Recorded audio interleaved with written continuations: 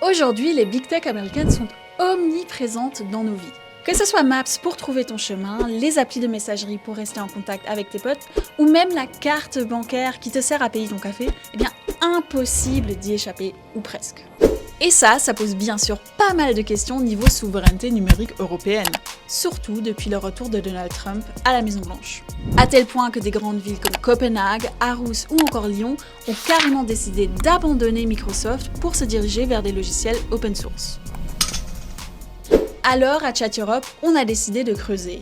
Existe-t-il des alternatives européennes aux GAFAM?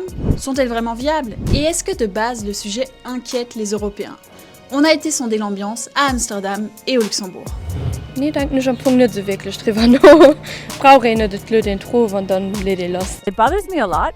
Look, I think that in the US, they don't have data protection. And, you know, you look at like Donald Trump's inauguration, all those big tech media giants were all standing there behind him.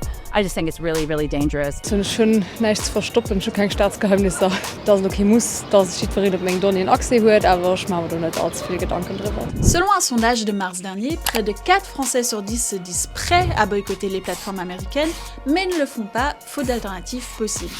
Et honnêtement, c'était un peu mon cas avant de m'attaquer à ce sujet. Pourtant, l'offre est en fait immense. On en a parlé avec Elvina Ageicheva, une blogueuse qui a justement fait une série de vidéos sur le sujet.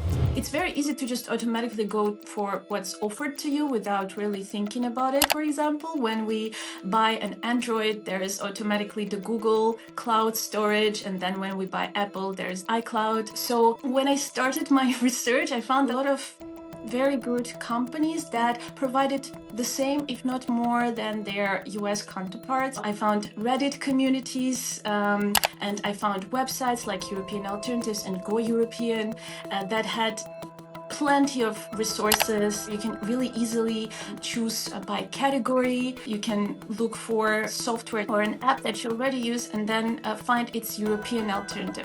Elvina souligne notamment tout ce qui est vie privée et protection des données. Par exemple, un navigateur norvégien qui intègre un VPN gratuit ou encore un service mail suisse automatiquement crypté de bout en bout. Alors, tu serais prêt à au moins essayer? Wieso nicht? Ich fand, du musst ihn open für alles. Das ist wie regionaler Kaufen. Ich denke, dass da wird es schwer, einen Kunden zu gucken. Als du Geschäftsmann bist, ist es länger sehr. Alles, was Instagram ist, TikTok, das bringt viel Suche ran. Die brauchen die sozialen Medien für ihre Produkte zu vermarkten. Das kannst du schlecht einfach mit einer anderen App umswitchen. The hard thing is getting everyone on the app. The nice thing about WhatsApp is that everyone is using WhatsApp. So as soon as there are only 10% of my friends are on the European thing, then why should I use it? Alors oui, pour conclure, c'est vrai que beaucoup de ces alternatives européennes pêchent encore en termes de design intuitif par exemple. Et puis surtout, elles restent bien trop niches et manquent de financement conséquent. Selon l'initiative Eurostack, il faudrait environ 300 milliards d'euros d'investissement sur 10 ans pour créer une infrastructure européenne numérique indépendante. D'autres études, notamment américaines, ont même estimé l'addition jusqu'à 5 billions d'euros, soit environ un tiers du PIB annuel de l'ensemble de l'UE.